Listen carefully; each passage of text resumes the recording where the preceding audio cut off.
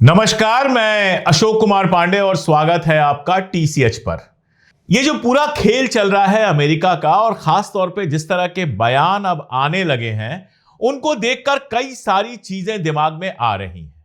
बात करते हैं बयान का, जो पीटर नवारो का बयान आया है। पीटर नवारो ट्रंप के बहुत करीबी समझे जाते हैं, ट्रंप के सलाहकार हैं, और वो लगातार भारत के खिलाफ भारत विरोधी बयान दे रहे हैं। यहां पर मैं मोदी विरोधी बयान नहीं कहूंगा, क्योंकि जिस तरह के बयान हैं वो पूरे देश के लिए बेहद अपमानजनक बयान है। कल जो ब्लूमबर्ग से वो बात कर रहे थे, मैंने पूरी बातचीत सुनी, और उस बात में सारा जोर इस बात पर था कि भारत ही अमेरिका और दुनिया की सारी समस्याओं के लिए जिम्मेदार है।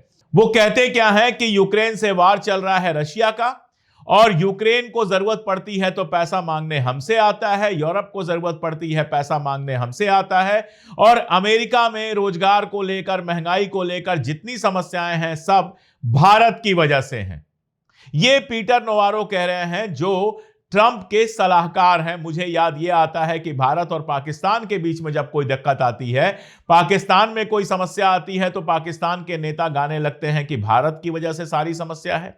भारत में कोई प्रॉब्लम आती है तो पाकिस्तान के ऊपर सारी जिम्मेदारी डाल दी जाती है। ऐसा ही एक स्केपगोट बनाया भारत को पीटर नवारो ने और अमेरिका और ट्रंप ने पिछले कुछ दिनों से। इस बयान में, ये जो इंटरव्यू है, इसमें एक और बात है। वो यूक्रेन रशिया वार को मोदीज वार कह रहे हैं। जी, मोदीज वार कह रहे हैं। बल्कि जब उन्होंने मोदीज वार कहा तो जो इंटरव्यू ले रहे थे उन्होंने टोका कि पुतिन्स वार, तो उन्होंने कहा नहीं, मोदीज वार। यानी जानबूझकर वो उसको मोदीज वार कह रहे हैं। सरकार का विरोध और सरकार का समर्थन एक जगह, लेकिन एक बाहरी व्यक्ति के तौर पर भी इसको देखिए तो सिर्फ और सिर्फ हंसी आ सकती है कि ये मोदीज वार कैसे हो सकता है। क्या मोदी के कहने पर पुतिन ने हमला किया है? क्या मोदी के कहने पर जेलेंस्की ने हमला किया है? क्या जेलेंस्की मोदी से फोन करके पूछता है कब हमले करें? क्या पुतिन मोदी जी से फोन करके पूछता है कब हमले करें? बेकार की बात है। पुतिन और जेलेंस्की के बीच में जो बातचीत भी करवानी है वो आप करवा रहे हो। अमेरिका वो बातचीत करवा रहा है। अभी पुतिन से मुलाकात किया, उसके पहले जेलेंस्की आकर मिले थे। बीच में चर्चा चली थी कि पुतिन और जेलेंस्की की मुलाकात होने वाली है। फिर लावरोव का बयान आया कि मुलाकात की कहीं कोई संभावना नहीं है। जो उन्होंने कहा उसका मतलब कि जेलेंस्की को वो लीगल लीडर ऑफ यूक्रेन मानते ही नहीं है कि वो यूक्रेन का सही लीडर है। यानी कुल मिलाजुलाकर रशिया और यूक्रेन के बीच में कोई बातचीत नहीं होने वाली है। इसलिए ट्रंप पूरी तरह से फेल है रशिया और यूक्रेन के बीच में कोई बातचीत करवा पाने या शांति स्थापित करवा पाने के। एक तथ्य तो यह है, नोबेल प्राइज के लिए वो मर रहा है, लेकिन सच्चाई यह है कि कहीं कोई जंग वो रुकवा नहीं पाया है। न तो गजा में अभी तक कुछ कर पाया है, न रशिया यूक्रेन में कर पाया है। भारत पाकिस्तान के बीच जो जंग रुकी उसका श्रेय लगातार ले रहा है। ये तो एक बात हो गई। दूसरी सोचने वाली बात यह है कि आखिर भारत के पीछे अमेरिका पड़ा क्यों है? क्या अमेरिका मोदी को कुर्सी से हटाना चाहता है? यह सवाल जो है वो अपने आप में एक बड़ा सवाल बन जाता है। जिस तरह से मोदी के ऊपर लगातार हमले दोबारा राष्ट्रपति बनने के बाद ट्रंप और उनके एडमिनिस्ट्रेशन ने किए हैं। नरेंद्र मोदी ट्रंप के दोस्त रहे हैं, दोनों के बीच में अच्छा रिश्ता रहा है। ये कोई छुपी हुई बात नहीं है। मोदी जी भी ट्रंप को माय फ्रेंड कहते रहे हैं, ट्रंप भी मोदी को माय फ्रेंड कहते रहे हैं। अभी भी कभी कभी कहते हैं, लेकिन अब जब कहते हैं तो तंज ज्यादा लगता है, सीरियसनेस कम लगती है। और यह भी सच्चाई है कि मोदी जी के पीरियड में आरसीईपी से हटाकर, बाकी जगहों से हटाकर ज्यादा ध्यान जो लगाया गया वो अमेरिका से दोस्ती मजबूत करने में लगाया गया। और इसमें मोदी जी के जो दो सबसे बड़े सिपासलार हैं, पहले तो हमारे जो एनएसए हैं अजित डोवाल, और दूसरे हमारे जो विदेश मंत्री हैं जयशंकर जी। ये लोग अमेरिका से रिश्ते मजबूत करने का जो पूरा प्रोसेस चला है उसमें बेहद इंपॉर्टेंट रोल निभाते रहे हैं। ये फैक्ट है, इस पर किसी का मजाक उड़ाने की जरूरत नहीं है। यह सच्चाई है कि एक समय में मोदी जी और ट्रंप के बीच में इक्वेशन बहुत कायदे का दिखाई दे रहा था। बाइडेन के पहले जब ट्रंप राष्ट्रपति थे उस समय मोदी और ट्रंप के रिश्ते बहुत साफ तौर पर अमेरिका के अंदर और अमेरिका के बाहर भी बहुत करीबी दिखाई दे रहे थे। फिर ऐसा क्या हुआ कि ट्रंप ने इस बार राष्ट्रपति बनने के बाद लगातार मोदी जी से जिस तरह के रिश्ते निभाए हैं वो दुश्मनाना ज्यादा हैं, दोस्ताना कम है। जब इनाग्रेशन हो रहा था ट्रंप का, शपथ ग्रहण हो रहा था, मोदी जी को नहीं बुलाया गया। उसके बाद मोदी जी मिलने जाते हैं, सबको लेने वो खुद बाहर आता है, लेकिन मोदी जी को लेने के लिए एक जूनियर ऑफिसर को भेज दिया गया। यही नहीं, जिस तरह से तस्वीर आई मोदी जी की मस्क के साथ, वो भी बड़ी अजीब तस्वीर थी। उसके बाद जब यूएस एड वाला खेल शुरू हुआ, तब सीधे कह दिया गया कि मैंने अपने दोस्त मोदी को इतने मिलियन डॉलर दिए हैं। बिल्कुल बेवकूफाना बात है, मैं 100 बार कह चुका हूं, किसी देश का प्रधानमंत्री किसी राष्ट्रपति से पैसा नहीं लेगा, लेकिन कहा गया, नाम लेकर कहा गया। उसके बाद हिंदुस्तान पाकिस्तान की झड़प होती है, हालांकि उसके पहले ही टैरिफ टैरिफ टैरिफ की कहानी शुरू कर दी गई थी। हिंदुस्तान पाकिस्तान की झड़प होती है, ट्रंप उसका श्रेय लेने आता है, और उस युद्ध में, कम से कम अगर उसको युद्ध कहा जा सके तो, उस युद्ध में भारत का साथ बिल्कुल नहीं देता है। और उसके बाद 50% टैरिफ हो जाता है। हमारी टेक्सटाइल इंडस्ट्री को, हमारे गोल्ड और जो हमारा हीरा है, इन सब की, डायमंड की इंडस्ट्री को, बाकी इंडस्ट्रीज को जबरदस्त धक्का लगता है। रघुराम राजन कह रहे हैं 20 लाख रोजगार हमारे जो हैं वो खतरे में हैं।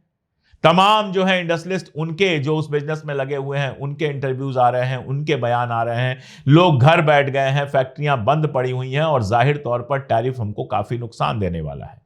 ऐसा नहीं कि यह अमेरिका को नुकसान नहीं करेगा, अमेरिका को भी नुकसान करेगा। वहां महंगाई और बढ़ेगी और सारी चीजें होंगी, उनको भी अल्टरनेटिव तलाशना पड़ेगा कि अब कपड़े कहां से मंगवाएंगे, अब बाकी सारी चीजें कहां से मंगवाएंगे, और इस रेट पर उनको मिल पाएगा कि नहीं मिल पाएगा हम नहीं जानते। हालांकि हमारे जो कॉम्पिटिटिव साइंस फील्ड में, चाहे वो बांग्लादेश हो चाहे बाकी सारे मुल्क हो, उनके ऊपर लोअर टैरिफ रखा गया है, तो उनका जो कपड़ा है, उनका जो गारमेंट है, वो हमारे गारमेंट से सस्ता हो जाएगा अमेरिकन मार्केट में। ये सारा कुछ है।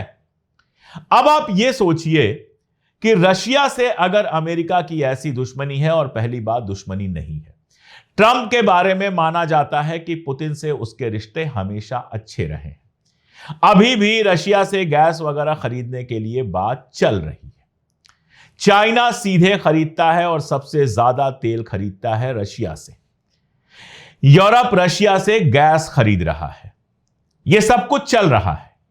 तो यह तेल वाला मामला तो बेकार का है। अगर केवल तेल का मामला होता, रशिया से तेल खरीदने के चलते टैरिफ लगा होता, तो यह टैरिफ पहले चाइना के ऊपर लगना चाहिए। अब मैं आपको दूसरे पॉइंट पे ला रहा हूं, चाइना पे।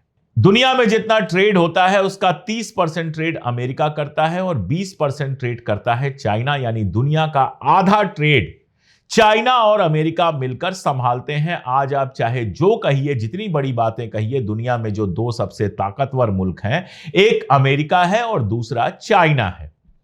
क्या अमेरिका की चाइना से दुश्मनी है क्योंकि अमेरिका की भारत से जो दोस्ती थी या है, उसका एक बहुत बड़ा कारण चाइना को कंटेन करना रहा है कि चाइना बहुत मजबूत ना हो जाए, इसलिए इंडिया को लगातार जो है अपने साथ रखो। और यह होता रहा है। पिछले कार्यकाल में ट्रंप के ये हुआ, बाइडेन के कार्यकाल में भी मोटा मोटी यही रिश्ता रहा। अब जो दिख रहा है वो ये कि चाइना के ऊपर आप टैरिफ कम लगा रहे हो, इंडिया के ऊपर 50% का टैरिफ लगा रहे हो। बार बार खबरें ऐसी आ रही हैं जिसमें ट्रंप चाइना की तारीफ करते हुए नजर आ रहे हैं, चाइना से दोस्ती और व्यापार बढ़ाने की बात चल रही है। अब यहां पर 1 मिनट रुक कर आप देखिए, अगर रशिया वार की बात होती, रशिया को सबसे ज्यादा हथियार, सबसे ज्यादा पैसे, सबसे ज्यादा सहयोग चाइना दे रहा है, सबसे ज्यादा तेल चाइना खरीद रहा है, लेकिन चाइना से वो दोस्ती की बात कर रहे हैं। और यहां से ही मेरा दिमाग खटक रहा है कि भारत के खिलाफ जो कुछ हो रहा है वो कहीं चाइना के कहने पर तो नहीं हो रहा है। कहीं ऐसा तो नहीं है कि चाइना ने ट्रंप से कहा है भारत से पहले रिश्ते तोड़ो, तब हमारे यहां से रिश्ते अच्छे होंगे। इसके कई कारण हो सकते हैं। देखिए, एक वक्त था जब भारत और चाइना को एक साथ ही देखा जाता था कि दोनों में से तेजी से ग्रो कौन करेगा। कम से कम राजीव गांधी के समय तक यह कंडीशन थी, मनमोहन सिंह के समय तक भी यह कंडीशन थी। आज चाइना हमसे बहुत आगे निकल गया है। और ये वाला जो साउथ, ग्लोबल साउथ का मामला है, उसमें चाइना और भारत के बीच में एक कंपटीशन रहता ही है कि किसका दबदबा ज्यादा होगा। चाइना ने हमारे पड़ोसियों पर तो दबदबा बना ही लिया है, चाहे वो श्रीलंका हो, चाहे मालदीव्स हो, चाहे वो बांग्लादेश हो, और पाकिस्तान के साथ तो खैर उसकी दोस्ती है ही। चाइना कभी नहीं चाहता कि भारत बहुत ज्यादा मजबूत हो। चाइना कभी नहीं चाहता कि भारत उसके लिए चुनौती बने। तो अगर चाइना अमेरिका के ऊपर यह प्रेशर बना रहा है कि हिंदुस्तान के साथ दोस्ती कम करो, तो यह समझना कोई बहुत मुश्किल काम नहीं है, यह बिल्कुल मुमकिन हो सकता है। गलवान घाटी के बाद चाइना से हमारे रिश्ते खराब हुए, चाइना से हमारा आना जाना बंद हुआ, नेताओं का आना जाना बंद हुआ, वरना मोदी जी अक्सर चाइना जाते रहते थे, चाइना के नेता अक्सर हिंदुस्तान में आते रहते थे। और कहीं ना कहीं भारत और चाइना के बीच में एक प्रतिद्वंदिता बढ़ी है, रिश्ते हमारे अच्छे नहीं रहे। चाइना और भारत के रिश्ते कम से कम गलवान के बाद तो बिल्कुल अच्छे नहीं रहे, और पाकिस्तान के साथ जो लड़ाई हुई उसमें तो चाइना के बारे में कहा गया कि उसने इंटेलिजेंस भी प्रोवाइड कराया, हथियार भी प्रोवाइड कराया। अब यह कंडीशन बन गई कि अमेरिका ने हाथ खींच लिया तो भारत को चीन से तमाम सारे समझौतों के लिए मजबूर होना पड़ा, क्योंकि भले हमारा रिश्ता बहुत अच्छा नहीं हो, लेकिन चाइना से सप्लाई हमारी बहुत आती है। मोदी जी स्वदेशी की बात करते हैं, लेकिन स्वदेशी प्रोडक्शन को मोदी जी ने बिल्कुल नहीं बढ़ाया, ना बढ़ावा दिया, और इसीलिए तमाम सारी चीजें हमको रशिया से खरीदनी पड़ती हैं। केवल रेयर अर्थ मटेरियल नहीं, खाद भी हमारी जो आती है उसका एक बड़ा हिस्सा रशिया से आता है। और छोटी मोटी चीजें तो छोड़ ही दीजिए, वो तो पूरा बाजार हमारा चाइना के सामानों से भरा हुआ है। अब ऐसे में आप चाइना के साथ दोस्ती बढ़ाने जाएंगे तो शर्त कौन लगाएगा, चाइना लगाएगा या भारत लगाएगा? बहुत सीधी सी बात है कि शर्तें लगाएगा चाइना, क्योंकि आपकी मजबूरी है कि आप चाइना से रिश्ते बेहतर करें। आपके ऊपर टैरिफ लग चुका है, आपके यहां मार्केट की हालत खराब है, आपको रेयर अर्थ मटेरियल और खाद की जरूरत है। तो अब आप जाएंगे, चाहे आप RCEP में फिर लौट के जाएं या SCO में ज्यादा एक्टिव हो या चाइना के साथ रिश्ते अच्छे बनाएं, आपको चाइना की शर्तें माननी पड़ेंगी। तो चाइना देखिए एक साथ दो खेल कैसे खेल सकता है। एक तरफ वो अमेरिका से रिश्ते बढ़ाए और उसके लिए अमेरिका से कहे कि भारत से रिश्ते खराब करो, और दूसरी तरफ इस मजबूरी में भारत जब उसके करीब आए तो अपने हिसाब से शर्तें लगाए। यानी जो कहावत कहते हैं, दोनों हाथ में लड्डू। अमेरिका से भी रिश्ते हो रहे हैं, रशिया से आपके रिश्ते अच्छे हैं ही, वहां से आप सस्ता तेल बिना किसी दिक्कत के खरीद रहे हो। मिडिल ईस्ट से आपके रिश्ते अच्छे हैं, ईरान जिसके ऊपर सबसे ज्यादा सैंक्शन लगाया है अमेरिका ने, उससे भी आप रेल रोड बना रहे हो, आयल खरीद रहे हो, सब कुछ कर रहे हो। तो मिडिल ईस्ट से भी आपको आयल मिल जाए सस्ता, आपको रशिया से भी आयल सस्ता मिल जाए, अमेरिका से आपकी दोस्ती अच्छी बनी रहे, ग्लोबल साउथ में आप पावर बन जाओ, और भारत आपकी शर्तों पर आपसे समझौता करे। चाइना के लिए इससे अच्छी स्थिति क्या हो सकती है? और जहां अमेरिका कर्ज में डूबा हुआ है, चाइना कर्ज में नहीं डूबा है। चाइना की इकोनॉमी ग्रो कर रही है, चाइना के दोस्त बढ़ रहे हैं लगातार, और चाइना वर्ल्ड इकोनॉमी में और वर्ल्ड में एक मजबूत मुल्क के रूप में लगातार उभर रहा है। और याद रखिए, चाइना जो है वो वार मांगर नहीं है अमेरिका की तरह, इसलिए उसका नुकसान भी नहीं है। वो जाकर मिडिल ईस्ट में या कहीं और लड़ाई नहीं लड़ रहा है, पैसे दे रहा है, हथियार दे रहा है। हथियार देगा तो पैसे मिलेंगे उसको बदले में, हथियार बेचेगा वो।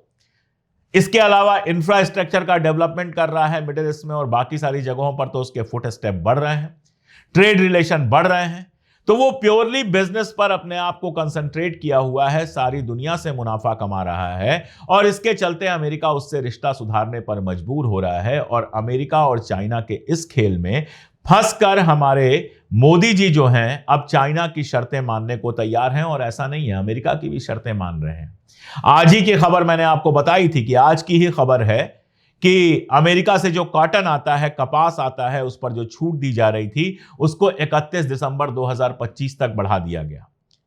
हथियार के लिए सौदा अमेरिका से हो ही रहा है 8300 करोड़ का। तो अमेरिका के साथ भी आप रिश्ते बनाने के लिए अब भी परेशान हैं। अमेरिका को लगातार छूट दे रहे हैं, इशारे दे रहे हैं, उसकी बदतमीजियों का जवाब नहीं दे रहे हैं, लेकिन उसके बावजूद अमेरिका आपसे अच्छे रिश्ते नहीं बना रहा है। एक और चीज आप देखिए, अगर टैरिफ जल्दी वापस नहीं हुआ तो क्या होगा? ज्यादातर जो हमारे मैन्युफैक्चरर्स हैं वो किसी और मुल्क में शिफ्ट कर जाएंगे। जैसे मैं एग्जांपल दूं, दुबई के ऊपर टैरिफ नहीं है और भारत के साथ दुबई का FATA रिलेशन है, तो बड़े आराम से पैसे खर्च करके यहां से अपने इंडस्ट्री को वो शिफ्ट कर देंगे दुबई में, और वही प्रोडक्शन जो इंडिया में होता था वो दुबई में होने लगेगा, और अमेरिका के मार्केट में आराम से वो जाने लगेगा मेड इन दुबई के नाम से। नुकसान देश का हुआ, यहां से प्रोडक्शन भी बाहर गया, यहां बेरोजगारी भी बढ़ी, अमेरिका उसको आराम से झेल लेगा। अभी फिलहाल आपके यहां दिक्कतें ज्यादा हैं, इसीलिए आप चाइना से भी रिश्ता बना लेंगे और उसमें चाइना की शर्तें मानेंगे, जैसा मैंने आपको कहा। तो सवाल यह है कि क्या डोभाल साहब और जयशंकर साहब इन चीजों को नहीं संभाल पाए। डोभाल साहब के बारे में लगातार सवाल उठ रहे हैं, 80 प्लस के हो गए हैं, उनको उनके पद से हटाया क्यों नहीं जा रहा है, रिटायर क्यों नहीं किया जा रहा है। डोभाल साहब के बेटे जो हैं, उनका पाकिस्तानी पार्टनर है, वो भी अमेरिका में एक्टिव हैं। जयशंकर के बेटे जो हैं वो भी अमेरिका में एक्टिव हैं। और डोभाल कम से कम अब उस उम्र में पहुंच गए हैं जब किसी हिंदुस्तान जैसे किसी देश के एनएससी की जिम्मेदारी संभाल पाना आसान नहीं होगा, लेकिन उनको हटाया नहीं जा रहा है। जयशंकर भी मजबूती से बने हुए हैं। क्या ये दोनों लोग अमेरिका में फेल हो गए? क्या इन लोगों की नीतियों की वजह से कुल मिलाजुलाकर मामला यह बना कि हिंदुस्तान अकेला पड़ गया है? और सबसे बड़ा सवाल जो मैंने पहले पूछा कि क्या अमेरिका और चीन मोदी को कुर्सी से उतारना चाहते हैं किसी वजह से? कोई कारण है, वो कारण क्या है उसको समझना बहुत मुश्किल है, क्योंकि हम उतना ही जानते हैं जो सतह के ऊपर दिखाई देता है। सतह के नीचे, जिसको डीप स्टेट कहते हैं, उसमें क्या क्या खेल चल रहे हैं हम नहीं जानते हैं। जो भी है, लेकिन यह स्थिति हमारे देश के लिए बेहद मुश्किल स्थिति है। देखना है सरकार इससे कैसे पार पाती है। आपको क्या लगता है कमेंट में बताइएगा। जुड़े रहिएगा हमारे साथ, और अगर लगता है कि ये वीडियोस लोगों तक पहुंचने चाहिए तो इन वीडियोस को दूर तक पहुंचाने में हमारी मदद कीजिएगा। आज के लिए इतना ही, बहुत शुक्रिया।